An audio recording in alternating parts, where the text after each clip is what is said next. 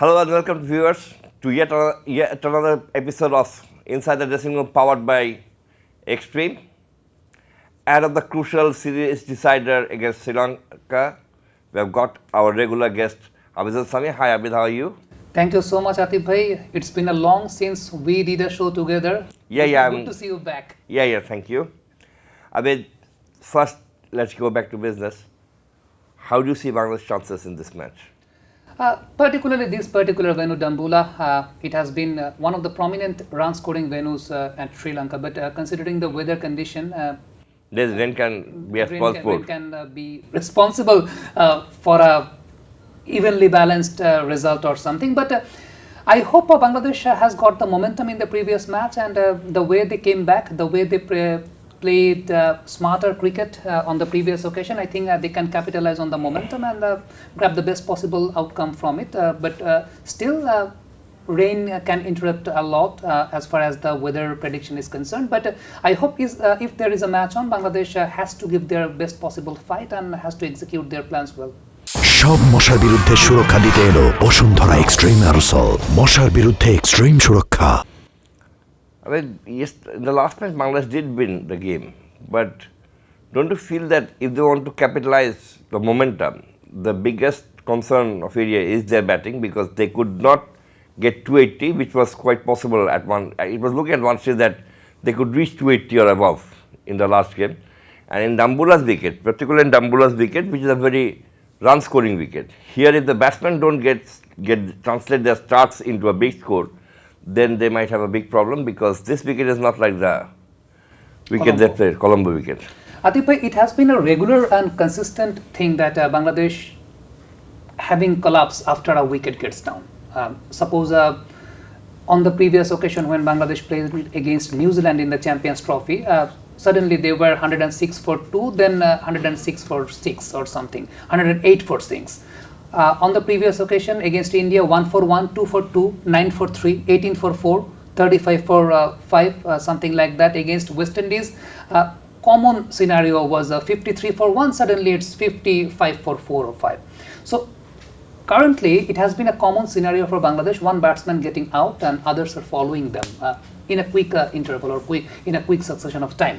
So what used to happen on the previous era when Shakib Bhai, Tamim Bhai, Mushfiq Bhai, Riyad Bhai used to play, the strike rotation was very prominent. So if a wicket gets down, there was Shakib Al Hasan, there was Mushfiq Rahim who used to rotate the strikes. But now what happens, if a wicket gets down, Bangladesh becomes very defensive, whether they can hit the ball or they can defend the ball.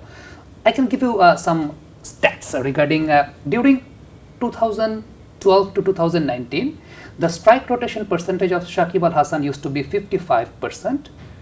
The strike rotation percent of Mushfiq Rahim used to be 45%. The strike rotation percentage of Mahmudullah Riyad used to be 43%. Right now, in last 2 years, the strike rotation percentage of Mehdi Hasan Miraj has been 35%. The strike rotation percentage of Jakir Ali Onik has been 39%. The strike rotation percent of Tawhid Ridwan, it's quite better, it's 41%. So you can see the difference. Shakib Al Hasan, it's very underrated. We always tell about his six-hitting abilities, sweeping abilities, scoring boundaries. But as far as one-day cricket is concerned, he was very much prominent while rotating the strikes. 55% of strike rotation ratio during 2012 and 2019. So this is the thing I think Bangladesh needs to improve. I don't know how they will improve, but on the previous era, we did not witness that kind of collapse what we are usually watching now. So this is the thing I think in one-day cricket Bangladesh should look after, because when you are not onto the strike rotation policy, whether you are hitting the ball or you are just defending the ball, you are blocking down, and when you are playing in these sort of wickets, especially in the second innings, the wickets get deteriorated in this season at Sri Lanka. So you have to play your shots and also you have to rotate the strikes, and this is the key thing when you are playing one-day cricket. So as you rightly mentioned that Bangladesh played smarter cricket in the second innings. They picked the wickets in the bad deliveries, because in these sort of wickets, your bad deliveries are wicket-taking deliveries.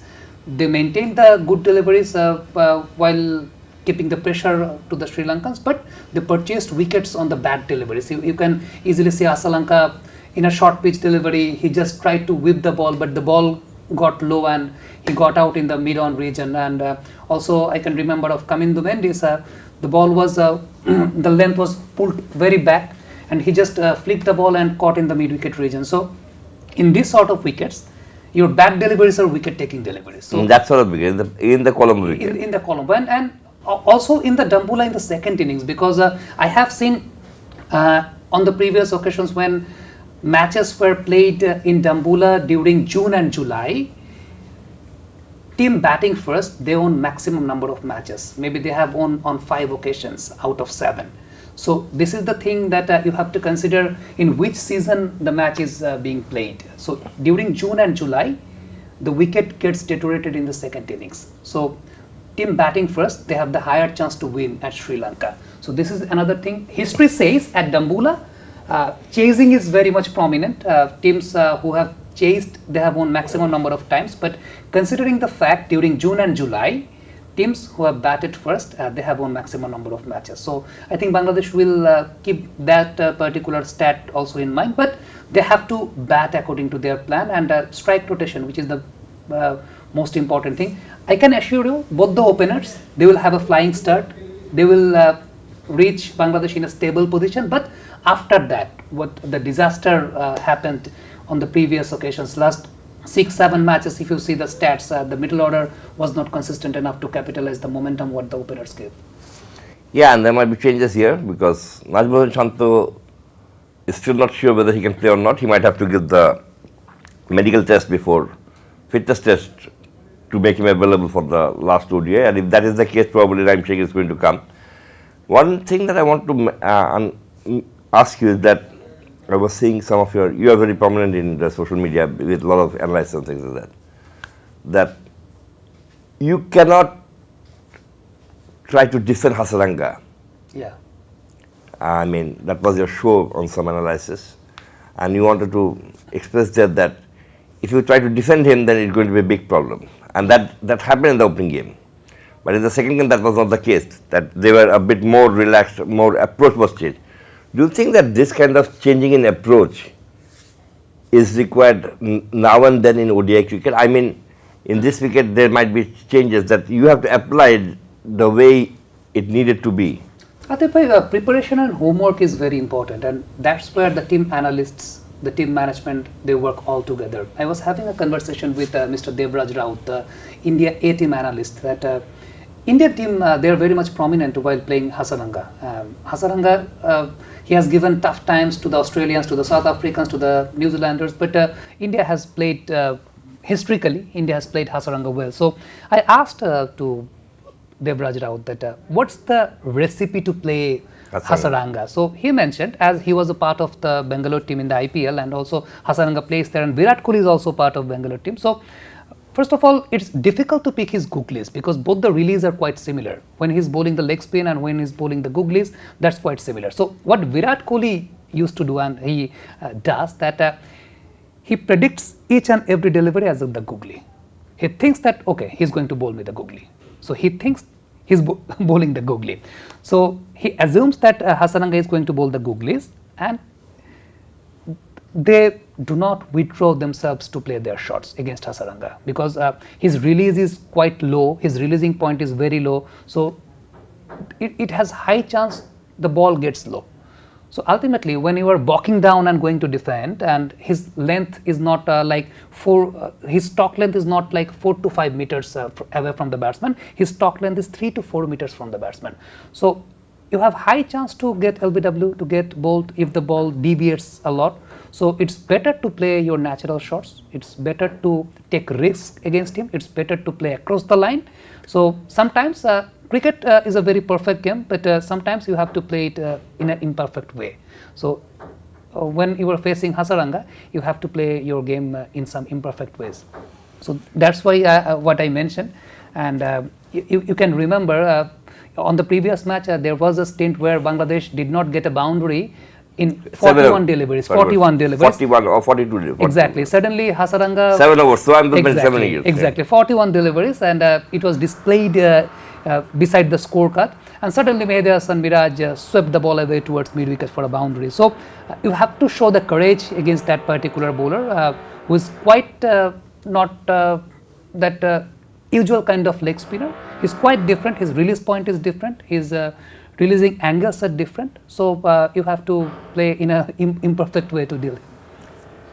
Well, viewers, we are coming close to the show, but this show cannot end without mentioning one name that is all around the globe right now, Mulder. Yeah. South African skipper who decided not to chase Lara's 400 runs and yesterday decided to go declare despite having a chance to topple that. How do you see this? And don't you think that Mulder become a hero by not trying to chase it? I don't think that this is the first time in history that this is happening. But when someone like Mulder does this, how do you see the cricket culture of South Africa? Everyone is reacting very well with them. But what would have happened if this had happened in Bangladesh?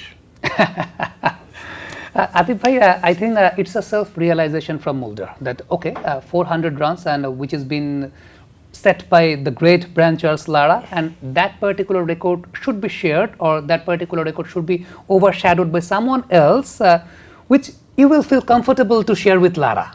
Right, so I think it was a self-realization by Mulder, and he said in an interview with Sean Pollock about that fact. And it's not the first time, as I can remember, I heard from my father that Mark Taylor, he decided to not to overshadow Don Bradman's 334, and he declared while reaching 334. I have seen Michael Clarke declaring on 329 because he also did not want to overshadow Sir Don Bradman. So it depends on the individual. It depends on the individual that that particular individual, the orientation he has on him, he decided that just not overshadow Brian Charles Lara, let it be there and let it be for someone who is, you will feel comfortable to share his name with Brian Charles Lara. But I feel I would love to expect Wayne Mulder after 10 years, we can say, Wayne Mulder, he was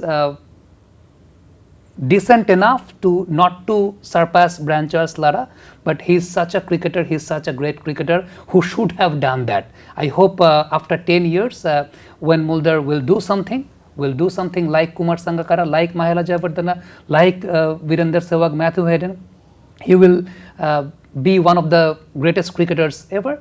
Then we will tell when Mulder, he should have done that. But what he has done, I think for him, he listened to his heart, he listened to his own self that, let's not overpass that particular thing. So, but you didn't answer my next question.